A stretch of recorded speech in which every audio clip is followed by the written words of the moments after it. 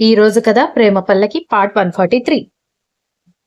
పాపం దితి నిత్య ఇద్దరు బాగా అలసిపోవడంతో శక్తి ఆదిత్య స్వయంగా బ్రేక్ఫాస్ట్ తినిపించి మళ్ళీ నిద్రపోవడానికి వెళ్లిన వాళ్ళని చూసి నవ్వుకుంటూ ఉంటే, నవ్వించాలు, వెళ్ళి మీ పెళ్ళాల కాళ్ళు పట్టండి అని చెప్పింది హైందవి. కాళ్ళు పట్టాలా అని శక్తి ఆదిత్య షాక్ అయ్యారు. మాకు ఆఫీస్ ఉందని అన్నారు వెంటనే. ఎందుకు అంత షాక్ అవుతున్నారు? పోండి పోండి, మీరు లేకపోతే మీ బాబులున్నారు కదా వర్క్ చూసుకోవడానికి అంటూ హైందవి కసరేసరికి ఇక వేరే దారి లేక దితిని శక్తి, నిత్యని ఆదిత్య ఎత్తుకున్నారు. ఇద్దరూ సిగ్గుపడి వద్దు అంటారనుకుంటే హాయిగా భుజం మీద వాలి నిద్రపోవడంతో వాళ్ళ అలసట ఏ రేంజ్ లో ఉందో అర్థమైన ఇంట్లో వాళ్ళు అర్థం చేసుకున్నారు. ఆ రోజు మధ్యాహ్నానికి కూడా దితి ఇంకా నిద్ర లేవకపోవడంతో ప్లేట్లో భోజనం పెట్టించుకుని గదిలోకి తీసుకువెళ్లి ఆమెని బలవంతంగా లేపి అతనే గోరు ముద్దలు తినిపించాడు. టాబ్లెట్స్ వేసి జ్యూస్ తాగించడంతో మళ్లీ ఆమె కోమాలోకి వెళ్లిపోయేసరికి నవ్వుకుంటూ ల్యాప్టాప్ ఒడిలో పెట్టుకుని ఇంటి నుంచి ఆఫీస్ వర్క్ చేసుకోవడం మొదలు పెట్టాడు శక్తి. ఆదిత్య కూడా నిత్యకి భోజనం తినిపించి టాబ్లెట్స్ వేయించి రోజంతా పడుకుంటే నిద్రగానే ఉంటుంది. కాస్త నాతో టైం స్పెండ్ చేయొచ్చు కదా, బోర్ కొడుతోంది రూమ్ లో అని అనగానే, నాకు మాత్రం అత్తయ్య వాళ్ళు ఉన్న ఇంట్లో పడుకోవడం సరదాగా ఉంటుందా? తమరి దయే ఇదంతా అని ఆదిత్య బుగ్గ నొక్కేసింది నిత్య. ఆదిత్య కన్ను కొట్టడంతో, ఆహా, ఈరోజు కంప్లీట్ గా రెస్ట్ కావాలని అత్తయ్య వాళ్ళకి చెప్తానని నిత్య చెప్పడంతో ఆదిత్య మొహం పాలిపోయినా ఆమె పరిస్థితి కాస్త నీరసంగా ఉండేసరికి అతను కూడా ఇక ఏమీ మాట్లాడలేదు. నిత్య దితి కిందకి రాలేదా అని మధ్యాహ్నం భోజనం చేస్తూ హైందవి అడగడంతో, వదిన నిత్య పాపం బాగా నీరసంగా ఉన్నారమ్మమ్మ, దాంతో అన్నయ్య బావ వాళ్ళిద్దరినీ అక్కడే కూర్చుని చూసుకుంటున్నారని సమాధానం చెప్పి అనుకోకుండా వంశీ వైపు చూసేసరికి అతను అప్పటికే ఆమె వైపు చిలిపిగా చూస్తూ కనిపించడంతో తడబడి చూపు తిప్పుకొని అందరికీ భోజనం వడ్డిస్తూ అత్తగారికి సహాయం చేస్తోంది సత్య. తన పక్కనే నిలబడి సత్య మాటలు వింటున్న చందన నడుం మీద గిల్లేసి ఏమీ తెలియనట్టుగా శివ భోజనం చేస్తూ ఉంటే చందన గట్టిగా కేకలు వేయడంతో దెబ్బకి ఉలిక్కిపడి ఏమైందని అందరూ అడిగేసరికి శివ వైపు కోపంగా చూస్తూ గండు చీమ కుట్టిందని చెప్పేసరికి ఆ గండు చీమ ఎవరో ఈజీగానే అర్థమైంది. అమ్మా, వీళ్ల కార్యం అయ్యే వరకు ఆల్రెడీ అయిన వాళ్ల గురించి ఇక్కడ ప్రస్తావించకపోవడమే మంచిదని కిరణ్ చెప్పడంతో కొడుకు ఎందుకు చెప్తున్నాడో అర్థమై సరేరా అని అంటూ పిల్లల్ని ఆపడం కష్టమైపోయింది. అయినా ఇంటి నిండా ఇంతమంది పిల్లలుంటే ఎవరినని పట్టుకోగలం అని అనుకుంటూ భోజనం అయిపోయేసరికి బీపీ టాబ్లెట్లు వేసుకోవడానికి వెళ్లిపోయింది ఆవిడ. అత్తగారి మాటలు వింటూనే మైథిలి, మహి ఇద్దరూ నవ్వుకుంటూ భోజనం అయిపోయిన వాళ్ల ప్లేట్స్ అయిపోయినట్టుగా తీసి సింక్లో పడేస్తూ ఉన్నారు. సత్య, చందు వెళ్లి ధృతిని పిలుచుకుని రండి, మనం కూడా భోజనం చేద్దామని మైథిలి పిలవడంతో ఇంకెక్కడా, తను కరణ్ బావతో చాలా బిజీగా చాటింగ్ చేస్తోందని చెప్పింది చందన. ఇంతమంది పిల్లలు ఉంటే ఎంత కష్టమో నాకు ఇప్పుడు అర్థం అవుతోంది. వాళ్ల కార్యానికి ఏర్పాటు చేసేసరికి మా కోపిక నశించిపోయిందంటే మళ్ళీ ఎల్లుండి మీదుందా? ఆ తర్వాత వెంటనే వాళ్ల పెళ్లికి ముహూర్తం పెట్టించాలి. ఎందుకంటే దానికంటే చిన్నదానివైన నీ పెళ్లి జరిగింది కాబట్టి లేట్ చేయకూడదు. ఆ తర్వాత మళ్ళీ ఒక్కొక్కరికి నెల రోజుల్లోనే 10-15 రోజుల గ్యాప్తో పుస్తెలు మార్చే కార్యక్రమం ఉంటుంది. మళ్ళీ వ్రతాలు. నాకు తలనొప్పి వచ్చేస్తోందని మైథిలి తల పట్టుకుంది. వంశీ చుట్టుపక్కల లేకపోవడంతో, అత్త నాకొక డౌట్ అని మైథిలి పక్కన కూర్చుని, అమ్మమ్మ లాంటి పాతకాలం మనిషి ఇద్దరిని కని ఆపేస్తే ఆ తర్వాత జనరేషన్ అయిన మీరెందుకు 4 పిల్లల్ని కన్నారు?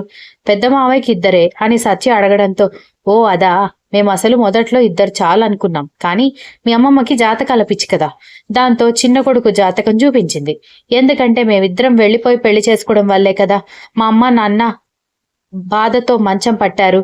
దాంతో ఏవైనా దోషాలు, శాప మార్గాల వల్ల దిష్టి లాంటిది తగిలిందేమోనని చూపించింది. వాడు మంచివాడో కాదో తెలియదు కానీ 4 పిల్లలు పుడితే దోషం పోతుందని చెప్పేసరికి మీ మామయ్య కూడా ఇదే బెటర్ అని అనుకుని 4 కన్నాడు అని చెప్పడంతో గట్టిగా నవ్వేసింది సత్య. ఆ తర్వాత అందరూ భోజనం చేసి గదిలోకెళ్లగానే వంశీ ఎక్కడ కనిపించకపోవడంతో రూమ్ అంతా వెతుకుతున్న సత్యని వెనుక నుంచి గట్టిగా కౌగిలించుకొని కంఠంలో ముద్దులు పెడుతూ ఉన్నాడు. సత్య కంగారు పడి దూరం జరగడానికి ప్రయత్నించిన వంశీ ఆమెకి అవకాశం ఇవ్వకపోవడంతో, బావ వదులు, మనకింకా ముహూర్తం పెట్టలేదని వదిలించుకోవడానికి ట్రై చేస్తూ ఉంటే, ముహూర్తంతో పనే ఉంది, లైసెన్స్ వచ్చిందంటే చాలు అని అంటూ ఆమె మెడలో ఉన్న పసుపు తాడు చూపించడంతో, అయితే మాత్రం అందరూ పద్ధతిగా ముహూర్తంలో దగ్గర అవుతుంటే మనం సెపరేట్ గా దగ్గరైతే ఏం బాగోదు, కాబట్టి కాస్త ఆగాలి శ్రీవారు అంటూ అతని ముక్కు మీద ముద్దు పెట్టింది. అంతేనా అని ఫేస్ దీనంగా పెట్టి నడుం చుట్టేయడంతో, బావా నీకు అల్లరి బాగా ఎక్కువ అవుతోంది అంటూ ఉంటే అన్నయ్య అంటూ చందన డోర్ కొట్టడంతో దెబ్బకిద్దరూ దూరం జరిగి డోర్ ఓపెన్ చేశారు. అందరూ అంత్యాక్షరి ఆడదామని పెద్దన్నయ్య వదిన పిలిచారు, మీరు కూడా రండి అని పిలవడంతో ఆడ్డానికి వాడికి వేళాపాలా లేదా అని అరవడంతో అన్నయ్యకి ఎందుకంత కోపం వచ్చింది అర్థం కాక చందన పిచ్చి మొహం వేయడంతో మీ అన్నయ్య పిచ్చాకులు తిన్నాళ్లే, అందుకే అలా బిహేవ్ చేస్తున్నాడు, నేను వస్తానని వెళ్ళిపోయింది సత్య.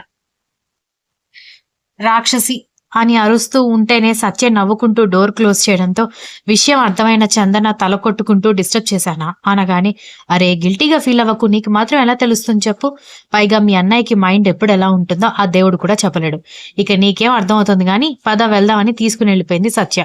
వంశీ కూడా తర్వాత కోపంగా కిందకొచ్చి వాళ్లతో కూర్చుంటే రాత్రి 12 దాటుతుంటే మీకు ఆటలాడడానికి వేళాపాలా లేదా అని చింటూ మీద కిందకొచ్చి గయ్యం అనేసరికి విషయం అర్థమై మిగిలిన వాళ్లు గగనతో సహా నవ్వుకుంటే ఇప్పుడు వీడెందుకమ్మా ఇలా అరుస్తున్నాడని సత్యవైపు చూశాడు చింటూ. అయ్యో బావా, ఇంత చిన్న విషయం తెలియకుండా లవ్ మ్యారేజ్ చేసుకుని ఎలా అక్కని చూసుకుంటున్నావని సత్య గట్టిగా నవ్వడంతో అప్పుడు తమ్ముడి బాధ ఏంటో అర్థమై, నాకేం తెలుసురా, నువ్వు బిజీగా ఉంటే మరి సత్యం తీసుకుని రాకుండా ఉండాల్సిందని అనేసరికి నేనెక్కడ తీసుకొచ్చాను, అదే చందుతో కలిసి వచ్చింది, అయినా రాత్రి 12 గంటలకి అంత్యాక్షరి ఆడాలని అనుకోవడం ఏంట్రా అన్నాడు వంశీ. చింటూ తల పట్టుకోవడంతో పోనీలే వంశీ, ఏదో ఫ్యామిలీ అందరూ సరదాగా ఉంటారని మీ అన్నయ్య పిలిచాడు, నీకు ఇష్టం లేకపోతే సత్యం తీసుకుని వెళ్ళిపో అని గగన అనగానే, అందరూ ఇక్కడ కూర్చున్నప్పుడు నేనొక్కడిని తీసుకుని పోతే నీ చెల్లెలు నేనిక మొండోడ్నని తను అనుకునే మాటలు నిజమని అవే నిజాలు అని ఫిక్స్ అయిపోతుందని అనగానే, అవే నిజాలు కూడా అని అంది సత్య. వంశీ కోపంగా చూడ్డంతో నవ్వాపుకుంటూ పక్కకు చూసేసరికి, పెళ్లి కాకముందు మా అన్నయ్యకి బాగా భయపడేదానివే, ఈ మధ్య నీకు బాగా ధైర్యం వచ్చేసిందని దితి ధృతి చందన ముగ్గురు అనేసరికి, అమ్మో ఈ ముగ్గురు ఆడపడుచుల్ని తట్టుకోవడం ఎలా అని సత్య భయం నటించింది. ఏం భయపడకు సత్య, నీకు తోడుగా మేమిద్దరం కూడా ఉన్నామని నిత్య గగన నవ్వడంతో ముగ్గురు హైఫై ఇచ్చుకున్నారు. అదంతా పైనుండి చూస్తున్న వీర్, మైథిలి, కిరణ్, మహిక్, గిరీష్, హైందవి సంతోషపడుతూ పిల్లలందరూ ఎప్పుడు ఇలాగే కలిసిమెలిసి ఉంటే బాగుంటుందని 6 జంటల్ని ముచ్చటగా చూసుకున్నారు. అందరూ ఇక్కడే ఉంటారు కానీ ధృతి మాత్రం వెళ్ళిపోతుంది. ఎంత కాదనుకున్నా ప్రభాకర్ గారికి కొడుకు ఒక్కడే కాబట్టి వాళ్ళని కూడా మనం దూరం చేయలేము అని వీర్ దిగులుగా చెప్పేసరికి మిగిలిన వాళ్ళందరూ మౌనం వహించారు. ఆ రోజు రాత్రి చాలాసేపటి వరకు అంత్యాక్షరి ఆడుతూ ఎంజాయ్ చేసి మధ్యరాత్రి గదిలోకి వెళ్ళిపోయారు. అది కూడా గగనకి రెస్ట్ కావాలని అందరూ బలవంతం పెట్టేసరికి. నెక్స్ట్ డే సాయంత్రం ఆఫీస్ నుంచి ఇంటికి బయలుదేరితే తండ్రితో తన వర్క్ అంతా అయిపోయి తన కింద ఉన్న ప్రాజెక్ట్స్ అన్ని ప్రాసెస్ లో ఉన్నాయని చెప్పి బయలుదేరుతూ ఉండగా మైథిలి దగ్గర నుంచి ఫోన్ రావడంతో, హా మమ్మీ ఇంటికి వస్తున్నాం, డాడీ ఇంకొక ½ అన్ అవర్ తర్వాత బయలుదేరతారని అనేసరికి, అవన్నీ నాకు ముందే తెలుసు కానీ నువ్వు వచ్చేటప్పుడు మీ ఆఫీస్కి ఒక 2 కిలోమీటర్ల దూరంలో ఉండే పూల కొట్టు తెలుసు కదా, అక్కడికి వెళ్ళి రేపటికి 10 బుట్టల పూలు కావాలి అని చెప్పు, అందులో 5 బుట్టలు మల్లెపూలు, 2 బుట్టలు లిల్లీ పూలు, 2 బుట్టలు రోజ్ ఫ్లవర్స్, ఒక బుట్ట ఇంకేమైనా మంచి స్మెల్ వచ్చే ఫ్లవర్స్ ఉంటే డెలివరీ చేయమని చెప్పు అని చెప్పింది. మమ్మీ నేనా అని వంశీ ఆశ్చర్యంగా అడిగేసరికి, కార్యానికి వెళ్లేటప్పుడు కూడా నేనా అని అడుగుతావా అని మైథిలి వెటకారంగా అడగడంతో మమ్మీ అని అన్నాడు వంశీ ఆశ్చర్యంగా. మరి లేకపోతే ఏంట్రా, ఇంట్లో ఇంతమంది పెద్దవాళ్ళు ఉన్నారని కూడా చూడకుండా మీ పెళ్లాలతో ముద్దు ముచ్చట్లు పెట్టుకున్నప్పుడు లేదు కానీ పూలు ఆర్డర్ చేయమని చెప్పడానికి మాత్రం ఎందుకు తెగ సిగ్గుపడుతున్నావని కోపడింది మైథిలి. ఆ రోజు ప్రోగ్రాం నా ఒక్కడిదే కాదు కదా మమ్మీ, నీ మేనల్లుడికి కూడా ఉంది కదా, వాడికి చెప్పు అని అన్నాడు వంశీ. వాడికి ఆల్రెడీ స్వీట్స్ ఫ్రూట్స్ తెమ్మని చెప్పాను, ఆ మాత్రం దానికి వాడు ఆడపిల్ల సిగ్గుపడినట్టు తెగ మెలికలు తిరిగిపోయాడు, అందుకే ఫ్లవర్స్ గురించి నీకు చెప్తున్నాను, అయినా వాడు మాత్రం ఎన్ని పనులని చేస్తాడు అనగానే, అంటే ఇప్పుడు సిగ్గులేంది నాకేనా అని వంశీ కోపంగా అడిగాడు. ఒరేయ్, మీకు కార్యం జరగాలంటే చెప్పింది చేయండి, లేదంటే మీ ఇష్టం అని చెప్పి మైథిలి ఫోన్ కట్ చేయడంతో, ఇరికించడంలో నీ తర్వాతే మమ్మీ ఎవరైనా అని తల పట్టుకున్నాడు వంశీ. ఏమైందిరా, ఎందుకు తల పట్టుకున్నావని వెనక వచ్చిన ఆదిత్య, చింటూ ఆశ్చర్యంగా అడగడంతో, కార్యానికి కావాల్సిన ఫ్లవర్స్ నేను తీసుకుని వెళ్లాలంట అని వంశీ గట్టిగా అరవడంతో బయటకొస్తున్న లేడీ ఎంప్లాయీస్ అందరూ ముసిముసిగా నవ్వుకుంటూ వెళ్లేసరికి వాళ్ళని చూసి వీళ్లు కూడా నవ్వాపుకుంటూ, కాస్త మెల్లగా మాట్లాడు, వాళ్ళందరూ నవ్వుకుంటున్నారని అనేసరికి మమ్మీ నన్ను నవ్వులబాలు చేయడానికే ఈ ప్లాన్స్ అన్నీ వేసిందని తల పట్టుకోవడంతో, అరే కొన్ని కావాలంటే కొన్ని పనులు చేయాలి,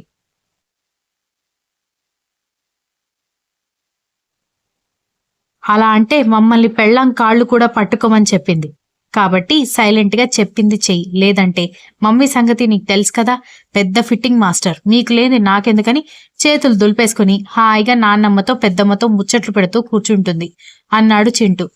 తప్పుతుందా పోతున్నా అని 2 అడుగులు వేసి మీరు కూడా రండన్నయ్య అనేసరికి ఇద్దరు ఫోన్స్ వచ్చేటట్టుగా యాక్టింగ్ చేస్తూ చెరొక మొబైల్ పట్టుకుని బయటకెళ్ళిపోవడంతో సోదర ద్రోహుల్లారా అని తిట్టుకుంటూ వెళ్లి పూలు ఆర్డర్ చేసి పూల ఆవిడ అతన్ని చూసి ముసిముసిగా నవ్వుతోంది. అక్కడ నిలబడి మొహం చూపించుకోలేక ఆర్డర్ ఇచ్చేసి 2 నిమిషాల్లో కార్ దుమ్ము లేపుకుంటూ అక్కడి నుంచి తీసుకుని వెళ్ళిపోయాడు. ఫ్రెష్ అవడానికి వెళ్తున్న వంశీకి టవల్ తీసిస్తూ ఎర్రగా అదో రకంగా ఉన్న బావ మొహం చూసి ఏమైంది బావా మొహం ఎందుకు అలా ఉందని సత్య చిన్న నవ్వుతో అడిగింది. వంశీ కోపంగా చూసి చేయి పట్టుకుని దగ్గరికి లాగి జరిగిందంతా చెప్పడంతో గట్టిగా నవ్వుతూ అయితే అబ్బాయి గారు ఇప్పుడు సిగ్గుపడుతూ మొహాన్ని టమాటా రంగుని అద్దుకున్నారన్నమాట అని మెడ చుట్టూ చేతులు వేసి అడగడంతో అరే నాకింత అంబారసింగ్ గా అనిపించిందో తెలుసా, ఆ పూలు అమ్మే ఆవిడ నా మొహంలో బ్రహ్మానందం సీన్స్ ఆడుతున్నట్టు ఒకటే నవ్వుతూనే ఉందని అన్నాడు.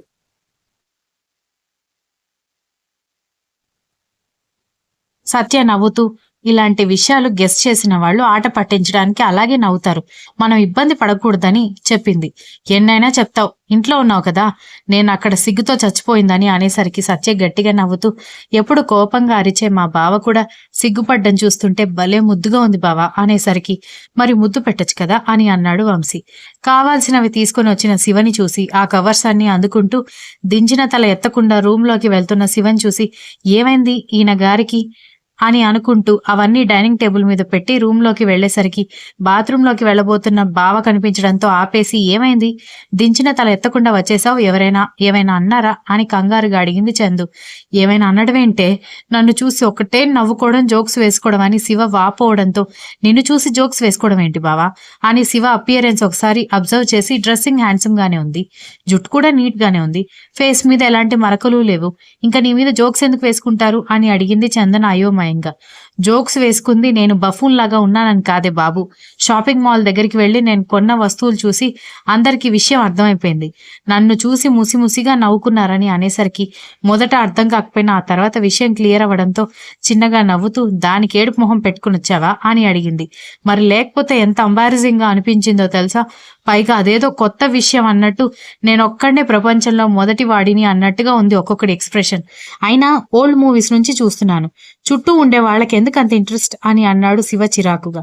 చందన గట్టిగా నవ్వుతూ ఏమో బావా నాకు కూడా తెలియదు, కానీ కొత్త పెళ్లి కొడుకు కొత్త పెళ్లి కూతుర్ని అయితే టీస్ చేస్తారు, మనం కూడా అన్నయ్య వాళ్ళని చేశాం కదా, ఆ మాత్రం దానికి మొగుడు కొట్టిన పెళ్ళంలాగా ఆ ఫేస్ ఏంటి అని చందన నవ్వు ఆపుకుంటూ ఉంటే చేయి పట్టుకుని దగ్గరికి లాక్కుని నీకు బాగా నవ్వొస్తుంది కదే, నిన్ను కూడా తీసుకువెళ్లాల్సింది, అప్పుడు నీకు అర్థమయ్యేది అని శివ అనగానే నేను వాళ్ళకి అర్థమయ్యేలా ఆన్సర్ చెప్పేదాన్ని.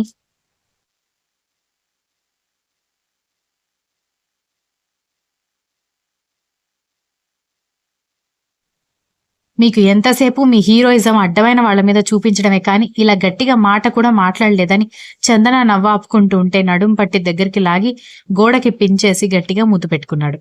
కార్యం కోసం ఏర్పాట్లన్నీ పూర్తయిపోయాయి. దంపతి తాంబూలాలు ఇప్పించి ఒకరికొకరు తినిపించుకోమని 2 జంటలకి ఒక్కొక్క విస్తరాకు మాత్రమే పెట్టి అన్ని రకాల భోజనపు ఐటమ్స్ పెట్టడంతో సత్య చందన తెగ సిగ్గుపడిపోయారు. ఫ్యామిలీ మెంబర్స్ ముందే మీరు ఇంత సిగ్గుపడితే మమ్మల్ని బయట వాళ్ళు చూసి ముసిముసిగా నవ్వుకుంటే మాకు కూడా ఇలాగే ఉంటుందని వంశీ శివ ఇద్దరు వాళ్ళ పెళ్లాల చెవిలో గుసగుసగా చెప్పడంతో అర్థమైందిలే అని అంటూ ముద్ద తినిపించారు. వంశీ కావాలని అల్లరి చేస్తూ ఉంటే దెబ్బకి ఉలిక్కి పడింది సత్య. అలా సిగ్గులతో మెలికలు తిరుగుతూ అష్ట కష్టాలు పడి భోజన పర్వం ముగించిన తర్వాత ముహూర్తం టైప్కి లోపలికి పంపించారు. కాస్త రిలాక్స్ అవ్వండి అంటూ కూర్చోబెట్టి పెద్దవాళ్లు బయటికి వెళ్ళిపోయారు. చందన సత్యని ఏడిపిస్తూ దితి నిత్య ధృతి వాళ్ల పక్కనే కూర్చుంటే వంశీని శివని ఏడిపిస్తూ శక్తి ఆదిత్య చింటూ కూర్చున్నారు. రేయ్ నీ ముక్కు మీద కోపంతో కోపిష్టి వెధవా అని రిలేటివ్స్ లో మంచి పేరు తెచ్చుకున్నావు, కానీ పెళ్ళాం దగ్గరైన ముచ్చటైన మొగుడు అని పేరు తెచ్చుకోరా అని చింటూ అనగానే పరువు తీయకరా, అలా కోపిష్టిగా ఉంటేనే మన జోలికి ఎవడూ రారు, నీలాగా ఆదిత్య అన్నలాగా ఉంటే ఆడేసుకుంటారు అని అనగానే అందుకేనా సత్య నిన్ను పెళ్లి టైం వరకు ఆడుకుంది అనగానే అదేం ఆడుకోలేదు, బాధపడుతూ దూరంగా ఉందంతే అన్నాడు. అబ్బో చూసావా అన్నయ్య ఎలా సపోర్ట్ చేస్తున్నాడో అని ఆదిత్య టీజ్ చేసేసరికి వాడి పెళ్ళాన్ని వాడు కాకపోతే మీరు సపోర్ట్ చేస్తారా అని శక్తి వెటకారంగా అడగడంతో అబ్బో బావగారు కూడా ఇక్కడే ఉన్నారు కదా మర్చిపోయాము అని అన్నారు వాళ్ళు. వంశీ అన్నయ్య నువ్వు కొత్త జీవితాన్ని మొదలు పెడుతున్నారు, ఇలా ఎలాంటి అరమరికలు లేకుండా హ్యాపీగా ఉండండి. అంతేగాని పిచ్చి మొహంలాగా చివరిసారి గొడవ పడినట్టు గొడవ పడ్డారంటే మిమ్మల్ని ఇంట్లో ఎవ్వడు పట్టించుకొని కూడా పట్టించుకోరు అని దితి చెబుతూ ఉంటేనే సరేలే అని సత్య మొహం మార్చుకుంటే నిత్య ఏదో జోక్స్ చెబుతూ ఉంటే పడి పడి నవ్వుతున్న సత్యకి సడన్ గా కడుపులో నొప్పొచ్చింది.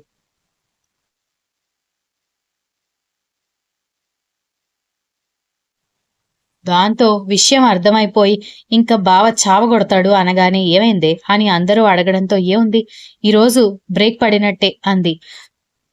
దాంతో అందరూ వెళ్లి విషయం చెప్పడంతో వాడు అనుకోవడానికి ఏముంది, ఇది ప్రతి ఆడపిల్లకి సహజం కదా, ఒక 3 రోజులు ఆగితే సరిపోతుంది, ఆ తర్వాత మళ్ళీ ముహూర్తం చూస్తే సరిపోతుందని అంటూ మనవడి దగ్గరికి వెళ్లి విషయం చెప్పడంతో వంశీ కాస్త డిసప్పాయింట్ అయినా పర్లేదులే నానమ్మ, రూమ్ లోకి పంపించండి, నేను దాన్ని చూసుకుంటాను, మళ్ళీ నేనేమైనా అనుకుంటానేమో అని ఫీల్ అవుతుంది వేరే రూమ్ లో ఉంచితే అని అన్నాడు వంశీ.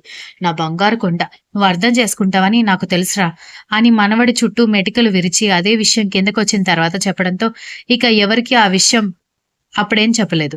ఎవరి గదుల్లోకి వాళ్ళు పంపిన తర్వాత మైథిలి, మహి, రేవతి అప్పుడు విషయాన్ని మెల్లగా చేరవేయడంతో వాళ్ళు కూడా డిసప్పాయింట్ అయ్యారు. చందన పాల గ్లాస్తో గదిలోకి వెళ్తే తను ఉట్టి చేతులతో గదిలోకి రావడంతో ఏడుస్తూనే డోర్ దగ్గర నిలబడితే ఆమె ఏడుపుకి మొబైల్ చూసుకుంటున్న వంశీ ఒక్కసారిగా ఆశ్చర్యపోయి లేచి సత్య దగ్గరికి తీసుకుని ఎందుకు ఏడుస్తున్నావే, ఏమైంది అన్నాడు. సారీ బావా, భార్యాభర్తలుగా ప్రేమగా దగ్గరగా ఉండే క్షణం కోసం ఇద్దరం ఎంతో వెయిట్ చేశాం, నా వల్లే కదా చెడిపోయింది అని ఏడుస్తూ ఉంటే పిచ్చి పిచ్చి మాటలు మాట్లాడకు, దీనికోసం ఎవరైనా ఫీల్ అవుతారా, మన మనసులో ప్రేమ ఉండాలి కానీ ఏదీ అవసరం లేదు, ఏమీ ఇబ్బంది పడకు అంటూ లోపలికి తీసుకెళ్లి బెడ్ మీద కూర్చోబెట్టాడు. ఆమెని దగ్గరికి తీసుకుని పసిపాపలా నుదుటి మీద ముద్దు పెట్టి కౌగిలించుకొని నిద్రపో అని అన్నాడు. వంశీ ప్రేమకి కళ్ళలో నీళ్లు వస్తూ ఉంటే అతని బుగ్గ మీద ముద్దు పెట్టి ఐ లవ్ యూ బావా అని అంటూ గట్టిగా కౌగిలించుకుంది.